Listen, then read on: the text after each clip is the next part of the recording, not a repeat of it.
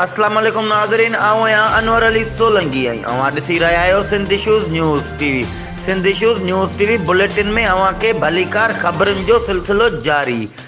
ख़बर शामिल कंदासीं नौशहर फ़िरोज़ जे ब्यूरो चीफ मंसूर मलक जी। डिप्टी कमिश्नर नौशहर फ़िरोज़ मोहम्मद ताशफिन आलम अॼु बाबा जमनादास मंदिर नौशहर फ़िरोज़ में हिंदू कम्यूनिटी पारां ॾियारीअ जे प्रोग्राम में शिरकत कई। उन मौक़े ते हिंदू कम्यूनिटी जे उहिदेदारनि मुखी राम दास, मुखी नंदलाल, गरमुखी दास, जैसाराम, रवि मीटा, देवान कारूमल ऐं ॿियनि पारां डिप्टी कमिश्नर खे सिंध सकाफ़ती तोहफ़ा अजरक ऐं टोपी पेश कया।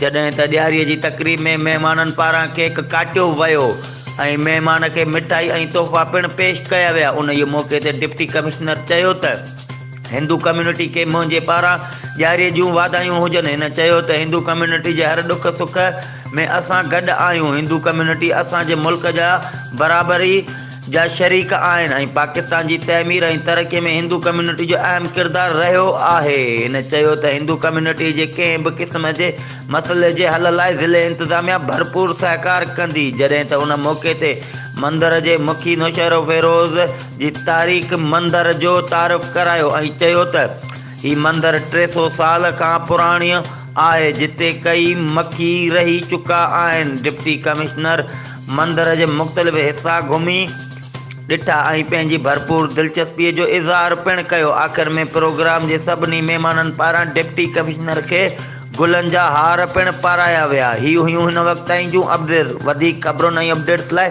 ॾिसंदा रहो सिंध इशूज़ न्यूज़ टीवी।